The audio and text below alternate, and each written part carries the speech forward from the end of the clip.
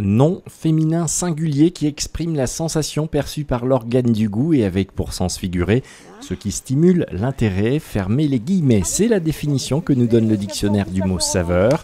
Eh bien, c'est plutôt sur le premier sens de ce mot que Morzine s'arrête pendant quelques jours afin de vous faire entrer dans une découverte gourmande où les papilles sont en éveil.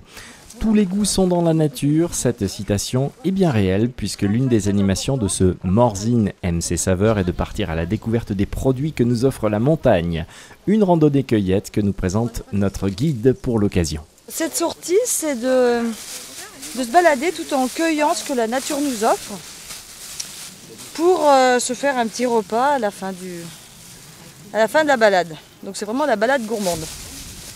Et on se rend compte qu'avec la nature, on peut passer pratiquement de l'entrée jusqu'au dessert. Voilà. Finalement, un menu étonnant, peu onéreux et surtout plein de saveurs naturelles. Descendus de l'alpage, les saveurs sont toujours à l'honneur et à la fête avec différents ateliers. Le train numéro 74 110 à destination de la gourmandise va partir. Prenez garde à la fermeture non automatique des portes. Mais le petit train gourmand, bonjour. Bonjour. Vous allez bien? Un autre menu plus gastronomique, cette fois-ci, nous mène de restaurant en restaurant pour là aussi, de l'entrée au dessert, éduquer notre palais aux produits régionaux, tout cela dans une ambiance des plus conviviales. Un repas festif avec pour entrée un saumon gravlax. À vos crayons, voici la recette secrète de ce mets délicieux. On marine le saumon. Plus on met du aneth et de moutarde.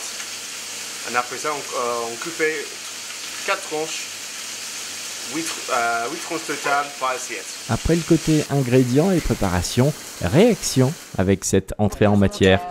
Juste assaisonné comme il faut, super présentation. Saumon vraiment bon, vraiment frais, on sent bien les saveurs. Parce que les vacances c'est le temps de la détente, parce qu'à Morzine les saveurs sont à l'honneur et les enfants aussi. Place tout d'abord aux marottes, toutes de couleurs végétales composées.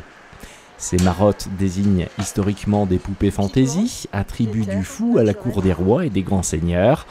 Un atelier ludique et artistique qui se prépare. Là, je suis en train d'installer le matériel pour l'atelier couleur marotte.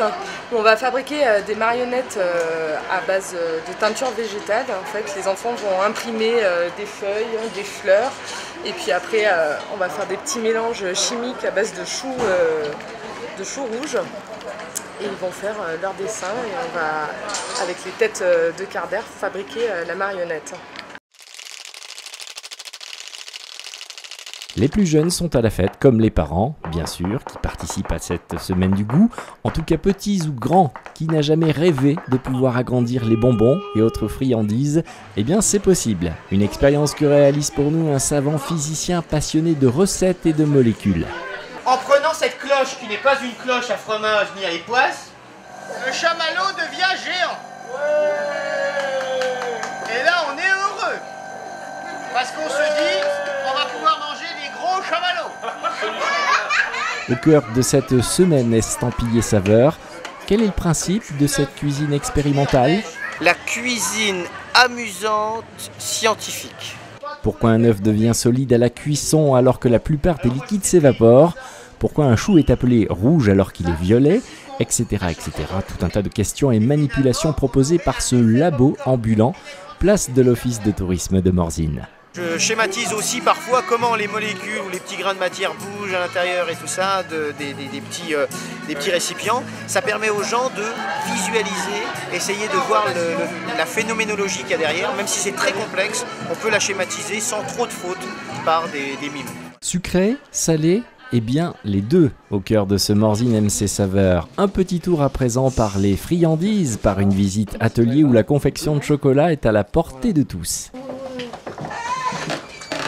Donc moi je travaille pas à l'enrobeuse parce que j'aime pas, je préfère travailler à l'ancienne. Pourquoi? Pour faire un joli. Ah oui. D'accord. Et 2 petites gouttes. Ça c'était pour les yeux. Ensuite on va faire la casquette. Tiens, Bah dis donc. Super réussi. Drôlement belle cette Harley hein. Une des animations qui remporte un franc succès, ce manège à légumes, un savant mélange humoristiquement bien dosé par deux compères aux mains vertes et à la bonne humeur un peu décalée.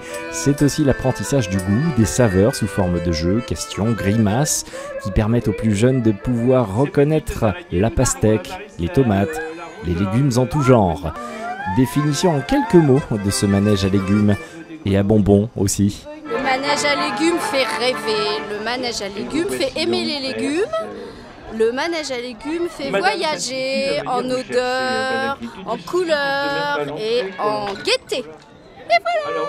Après le sucré et le salé, le dessert se veut être plutôt fermier cette fois-ci, car très représentatif de la montagne avec les produits issus des exploitations laitières environnantes.